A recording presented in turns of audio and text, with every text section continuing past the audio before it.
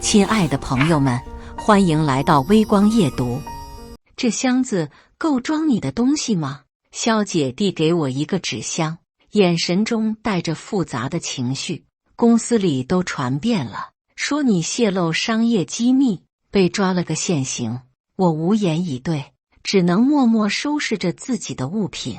谁能想到，不久后我将卷土重来，把陷害我的那对狗男女亲手开除。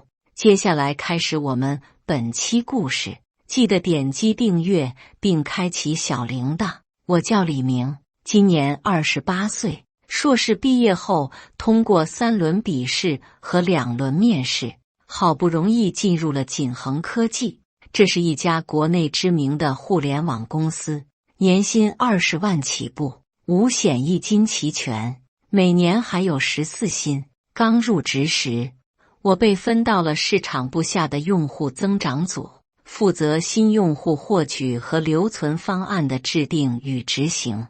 第1年，我就超额完成了 KPI， 给公司带来了超过预期 30% 的新用户增长。老板给了我1万元的年终奖，虽然不多，但在同期入职的同事中算是最高的了。第2年，我被提拔为用户增长组的组长，手下有了5个人，责任更大了，压力也更大了。为了不辜负公司的期望，我经常工作到深夜，周末也会主动加班。有一次我连续工作了36个小时，就为了赶一个重要的用户活动方案。那个活动最终为公司带来了200万的新用户，公司股价因此上涨了 3%。 我本以为自己的职业生涯就这样平稳上升，直到那个女人的出现，林小雨。林小雨是公司新招的设计师，毕业于国内顶尖美院，长相甜美，性格活泼，一来就成了公司的焦点。第一次见她是在公司举办的新员工欢迎会上，她穿着简单的白 T 恤和牛仔裤，却依然光彩照人。大家好，我是林小雨，刚毕业的菜鸟设计师，以后请多多指教。她的自我介绍简单而真诚。那天晚上，同事们起哄，让我这个老员工带着新来的林小雨喝一杯。来，小雨，这是我们李组长，公司的金牌员工，你得好好跟他学习。市场部的王哥推了我一把，我有些局促地举起杯子，欢迎加入锦恒，有什么不懂的可以随时问我。他微微一笑，眼睛弯成了月牙，那我可要好好向李组长请教了。就这样，我们的交集开始多了起来。刚开始只是工作上的交流，他需要了解用户需求，而我这边有最新的用户调研数据。李组长，我们上次说的那个界面设计，我做了几个方案，您看一下哪个更适合。他经常这样来请教我，我认真地点评每一个设计，给出自己的建议。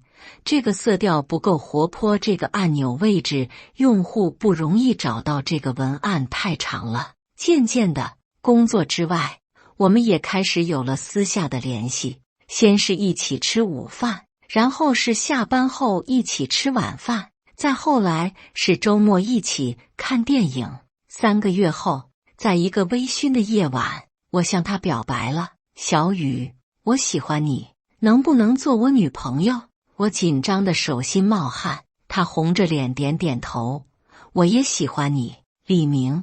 就这样，我们开始了恋爱。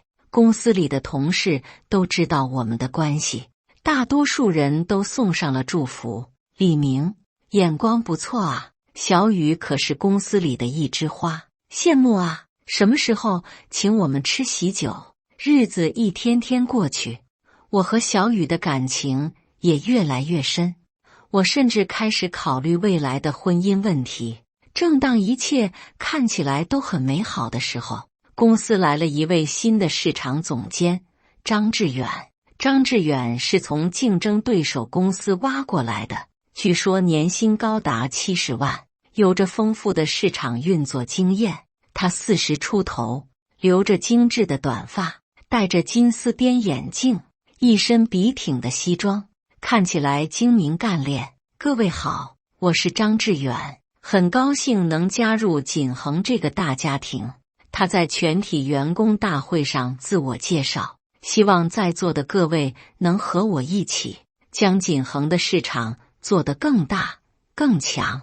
作为市场部下的一个小组长，我自然要向新上司汇报工作。第一次单独汇报时，张志远给我的印象还不错。李明是吧？听说你最近做的用户活动很成功啊。他翻看着我的工作报告，不时点头。我谦虚地回答，还行，主要是团队大家一起努力的结果。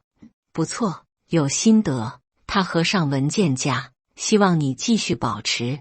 市场部需要像你这样有想法的年轻人。但没过多久，我就发现张志远对我的态度开始微妙的变化。李明，这个方案太保守了，没有创新点，重新做。他把我熬夜做的方案扔在桌上。李明，用户数据分析不够深入，太肤浅了，这样怎么指导工作？他在部门会议上当众批评我。李明，你带的组最近业绩下滑，是不是工作不够努力？明明数据显示我们组的业绩是稳步上升的。一开始我以为是自己工作确实有疏漏，需要改进，于是我更加努力的工作，希望能得到张志远的认可。但无论我怎么努力，在他眼里似乎都是不够好的。更奇怪的是，他对小雨却格外友善。小雨这个设计做得很好，有创意，符合年轻用户的审美。小雨工作很认真，是我们设计组的模范。每次部门会议，他都会特意表扬小雨，而对我却是各种挑剔。我把这些困惑告诉了小雨，希望得到他的理解和支持。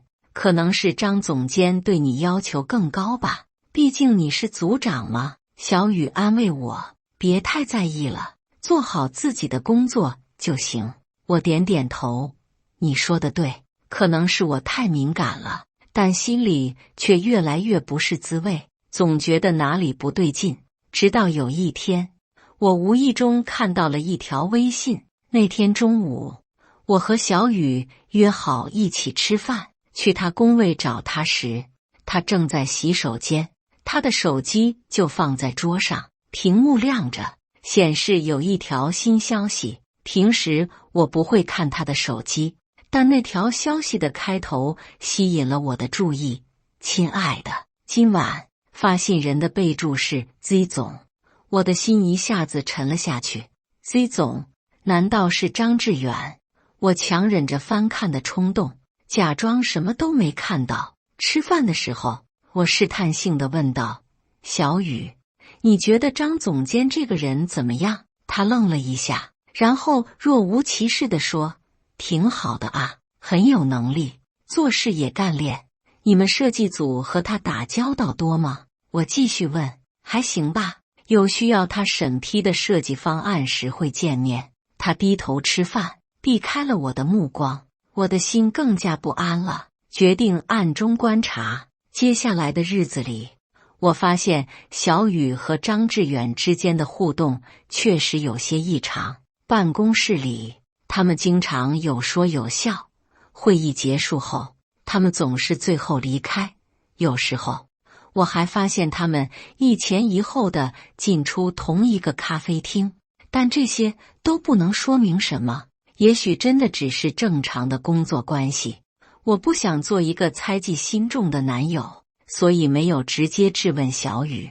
直到那个周五晚上，一切都变得明朗了。公司组织了一场团建活动，地点在市郊的一个度假村。活动结束后，大家都喝了不少酒，各自回房休息。我的房间在3楼，小雨的在4楼。晚上11点多，我忽然想起有份文件需要他帮忙看一下，就去了他的房间。敲了几下门，没人应。我打他电话，显示正在通话中。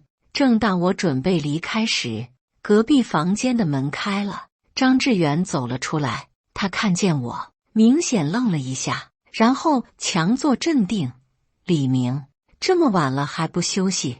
来找小雨有点事。”我答道，心里已经隐约猜到了什么。张志远看了一眼小雨的房门，哦，他好像不在房间，可能去大堂了吧。他说完，匆匆离开了。我站在原地，心如刀绞。张志远的房间和小雨的房间是相邻的，而他此时不在自己房间。我不愿意往最坏的方向想，但所有的线索都指向了一个我最不愿面对的真相。接下来的几天，我开始刻意疏远小雨，也不再主动汇报工作给张志远。小雨似乎察觉到了我的异常，主动找我谈心：“李明，你最近怎么了？感觉你很冷淡。”他坐在我对面，一脸关切。我深吸一口气，决定直接问出来：“小雨，你老实告诉我，你和张志远是什么关系？”他的脸色一变，随即强作镇定：“就是上下级关系啊，还能有什么？真的只是这样。”我盯着他的眼睛：“那为什么你手机里备注他是 Z 总，而他称呼你亲爱的？”小雨的脸色瞬间煞白：“你偷看我手机？”我没有偷看，只是无意中看到的。我解释道：“那天你的手机屏幕亮着，我看到了消息提醒。”小雨沉默了片刻，然后叹了口气：“李明，我不想骗你，我和张总确实有些特殊关系。”听到这句话，尽管早有预感，我的心还是痛得无法呼吸。从什么时候开始的？我强忍着怒火，冷静地问。他刚来公司不久。小雨低着头，声音很小。也就是说，在他和我交往期间，他就已经和张志远有了关系。为什么？我只能问出这2个字：张总有资源，有人脉，能帮助我更好的发展。他的解释让我心寒。我们这一行没有靠山是很难走远的。我无言以对，只感到一阵前所未有的疲惫。我们分手吧。我站起身，不想再多说一句话。小雨抓住我的手：“李明，对不起，我知道我错了，但你想想，我们在一起这么久，难道就这样结束了？”我甩开他的手：“在你背叛我的那一刻，一切就已经结束了。分手后，我把全部精力都投入到工作中，希望能借此忘记痛苦。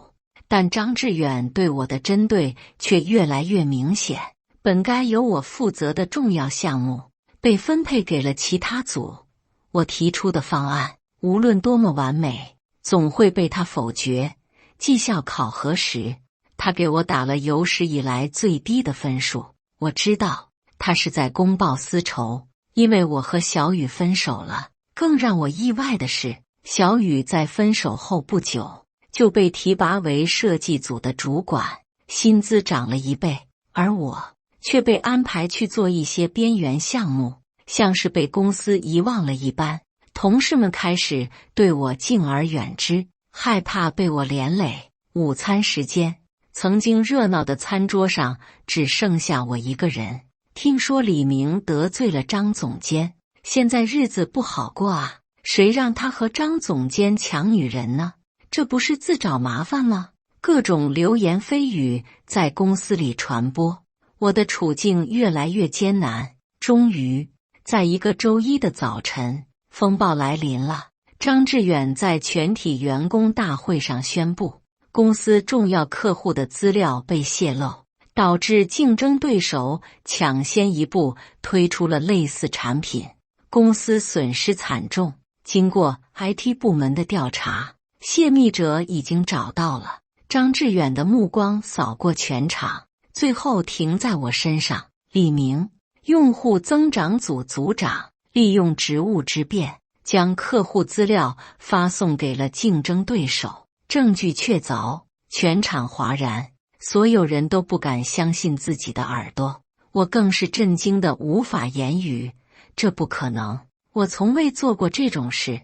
张志远冷笑一声：“别狡辩了 ，IT 部门已经恢复了你删除的邮件记录，清清楚楚地显示你将资料发送给了竞争对手的市场总监。”他打开投影仪，展示了所谓的证据：一封从我邮箱发出的邮件，收件人确实是竞争对手的市场总监，附件是公司的核心客户资料。这是栽赃！我愤怒地喊道：“我根本不认识那个人，怎么可能给他发邮件？”李明，事到如今还不承认吗？张志远摇摇头，一脸惋惜。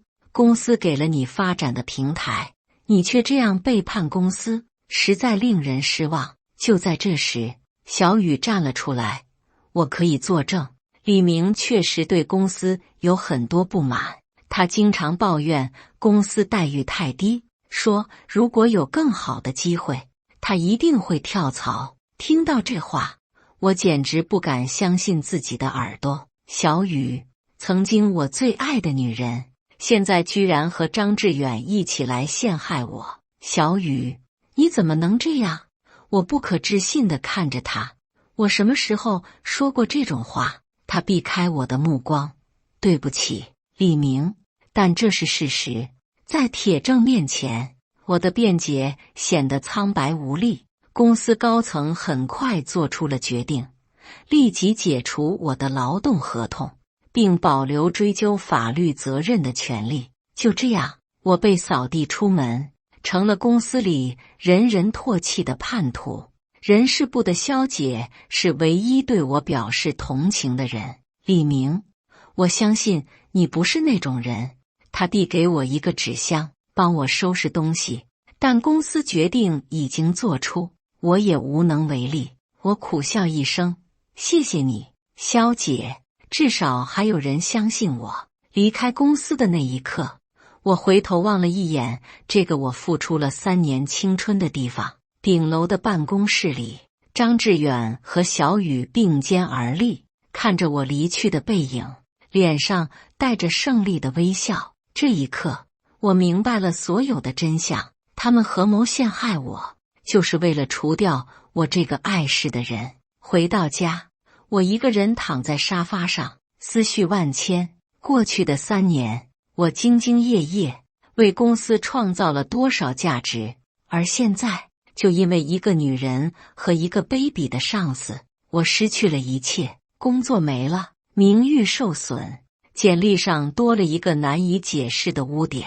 在这个行业，谁还会录用一个被指控泄露商业机密的人？正当我陷入绝望时，手机响了，是一个陌生号码。喂，请问是李明吗？电话那头是一个沉稳的男声。是我。您是？我有气无力地回答。我是远通集团的何秘书，我们董事长想见你一面。远通集团，那可是国内顶尖的互联网巨头，市值超过2000亿。您是不是打错了？我和远通没有任何联系。我困惑地问道。何秘书笑了笑，没打错，前董事长专门交代要见你，明天上午10点，远通大厦66楼，董事长办公室，不见不散。挂断电话，我一头雾水。远通集团的董事长钱志国是国内互联网行业的传奇人物，身价数百亿，为什么要见我这样一个刚被解雇的小员工？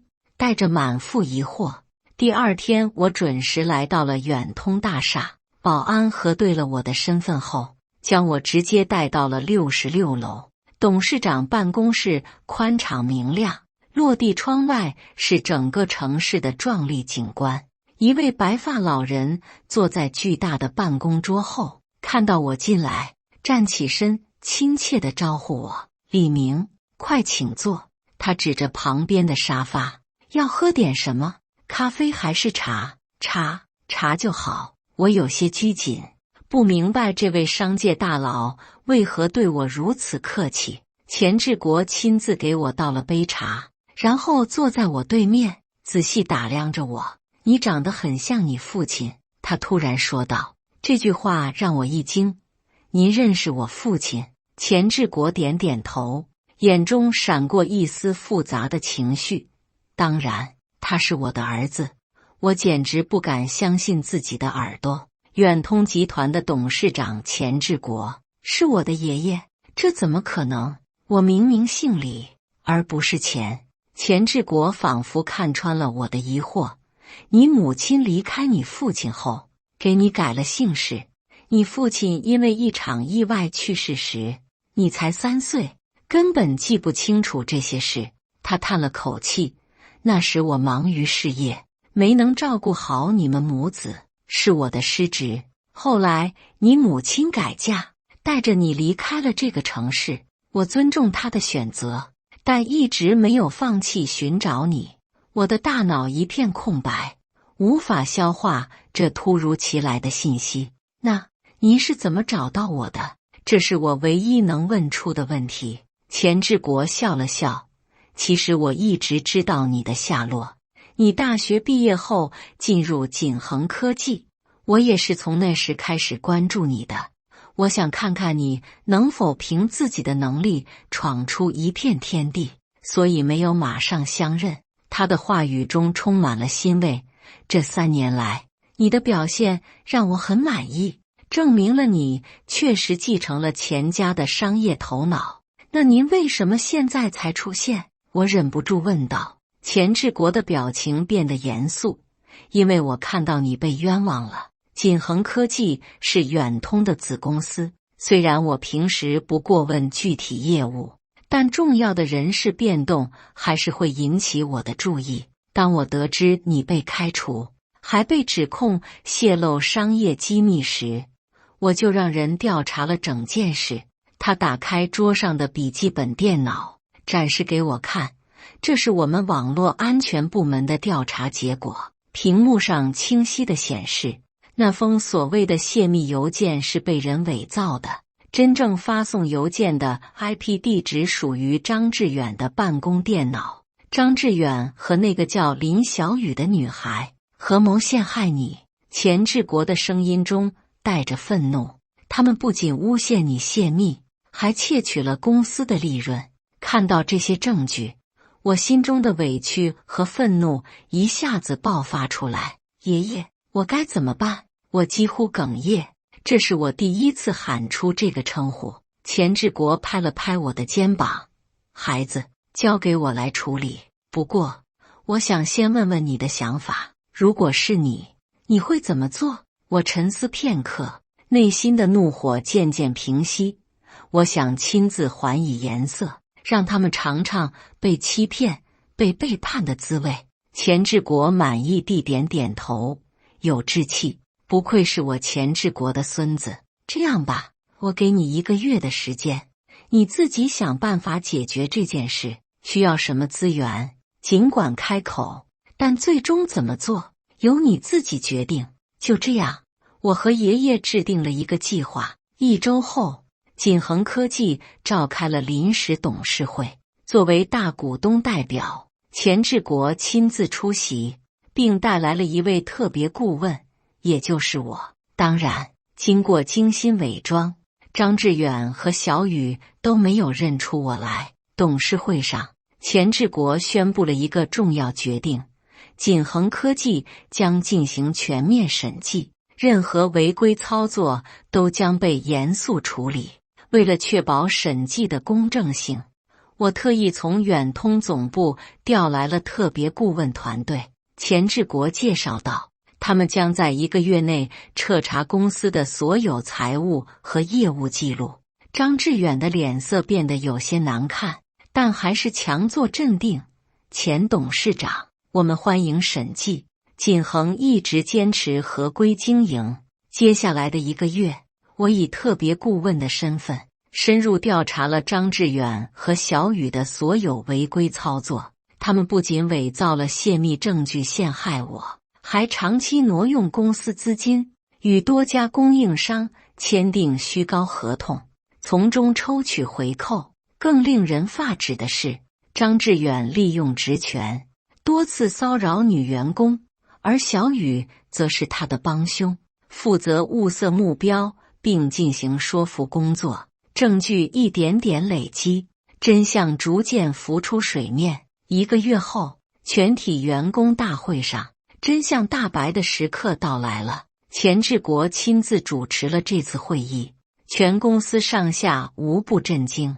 今天，我要向大家公布一个重要的调查结果。钱志国的声音在会场上回荡。1个月前，李明因涉嫌泄露商业机密被开除，但经过调查，这完全是一个阴谋。大屏幕上开始播放张志远和小雨密谋陷害我的录音和视频证据。张总，那个李明太碍事了，您说的法子真的有效吗？录音中，小雨的声音清晰可辨。放心吧，我已经安排好了，就说他泄露了客户资料，证据我已经做好了，保证让他滚出公司。张志远阴险的笑声令人不寒而栗，全场一片哗然，所有人都不敢相信自己的耳朵和眼睛。张志远面如土色，站起来想要解释：“钱董事长，这是误会，这录音是伪造的。”钱志国冷笑一声：“伪造？那这些呢？”屏幕上又出现了张志远挪用公司资金的转账记录，与供应商分赃的现场照片，骚扰女员工的聊天记录，铁证如山。张志远和小雨瘫坐在椅子上，无言以对。现在，我要宣布2个决定。钱志国的声音严肃而坚定。第一，张志远和林小雨即刻被开除，公司将起诉他们，追回所有损失，并移交司法机关处理。第二，我要向大家介绍一个人。钱志国转向我，示意我摘下伪装。我缓缓取下假发和眼镜，露出了真实面貌。全场再次哗然，所有人都惊讶地看着我。李明，怎么可能？他不是被开除了吗？张志远和小雨更是目瞪口呆，脸色惨白如纸。没错，我就是李明。我站起身，环视全场。1个月前，我被冤枉泄露商业机密，被公司开除，但我从未放弃寻找真相，因为我知道自己是清白的。我转向钱志国，多亏了钱董事长的帮助，真相才得以大白。钱志国微微一笑，其实我帮助李明还有一个更重要的原因。他拍了拍我的肩膀，李明是我的亲孙子。这个消息如同炸弹一般，彻底震撼了全场。张志远瞬间脸色煞白，双腿发软，瘫坐在椅子上。不可能，这不可能！他喃喃自语，眼中满是恐慌。小雨更是直接瘫倒在地，眼泪不受控制地流下来。李明，我不知道，我真的不知道。他哽咽着说，声音颤抖。我冷笑一声，现在知道已经太晚了。如果我不是钱董事长的孙子，你们是不是就可以肆无忌惮地陷害我，毁掉我的一切？钱志国环视全场，锦恒是我的心血，我不允许任何人在这里耍手段、玩阴谋。从今天起，李明将担任锦恒科技的执行总裁，全面负责公司的运营和管理。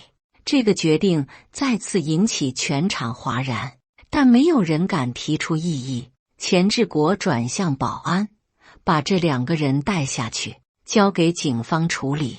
2名保安立即上前架起已经瘫软的张志远和小雨。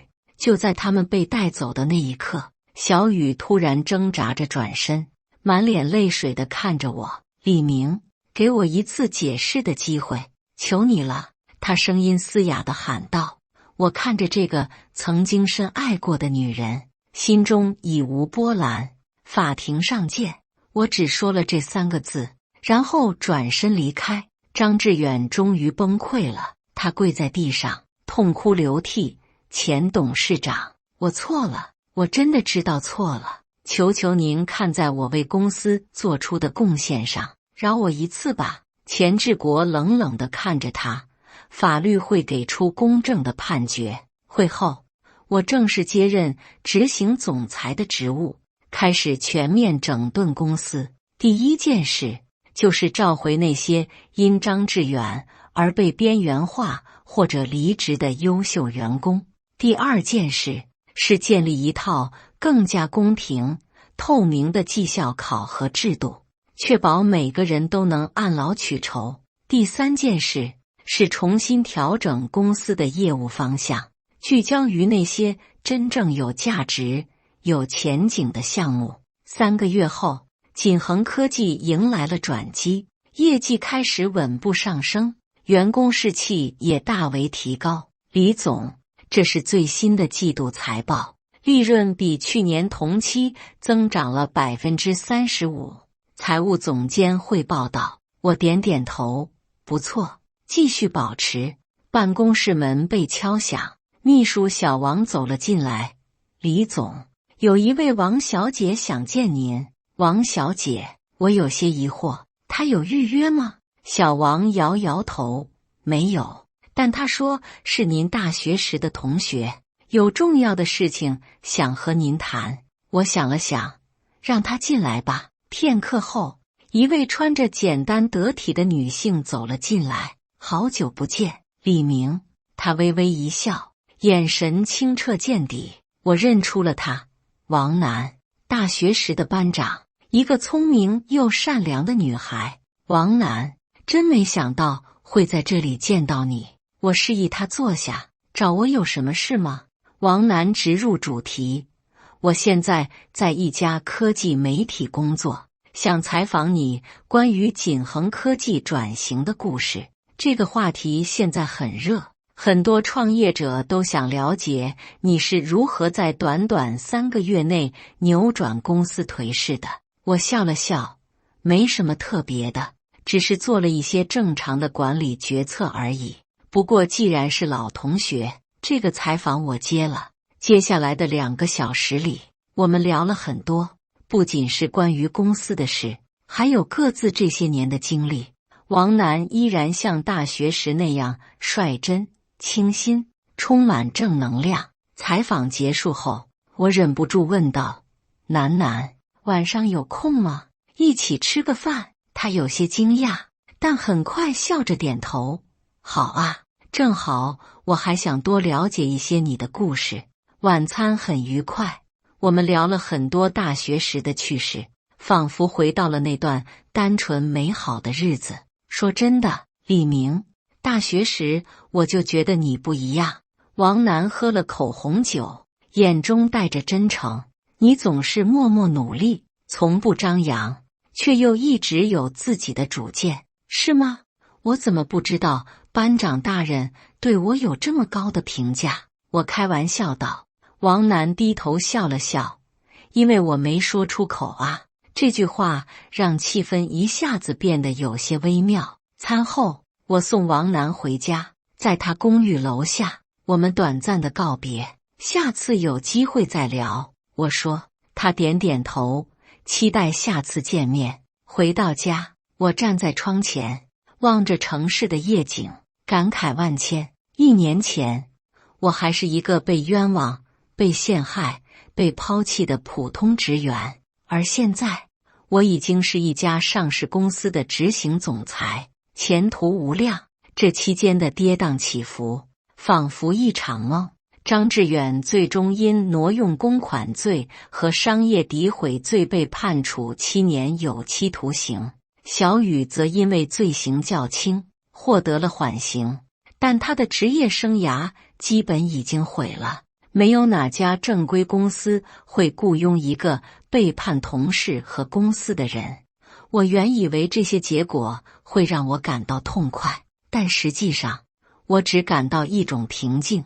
人生就是如此，有起有落，有得有失。重要的不是你遭遇了什么，而是你如何应对。正如爷爷所说，真金不怕火炼，越是经历磨难，越能看清一个人的本质。手机响了，是王楠发来的信息，采访稿已经写好了，想请你看看有没有需要修改的地方。我回复：相信你的专业，不过如果你想讨论，明天午餐时间可以吗？王楠很快回复：好的，期待明天见面。看着这个简单的笑脸符号，我的嘴角不自觉地上扬。也许这就是新生活的开始，阳光终究会穿透阴霾，照亮前行的道路，而我会带着过去的教训和经验，走得更加坚定，更加从容。感谢大家的观看，本期故事精彩吗？欢迎大家在下方评论区吐槽。如果你喜欢这类故事，记得点击订阅微光夜读，并分享给更多的人，这会对我帮助很大。再次感谢大家的观看。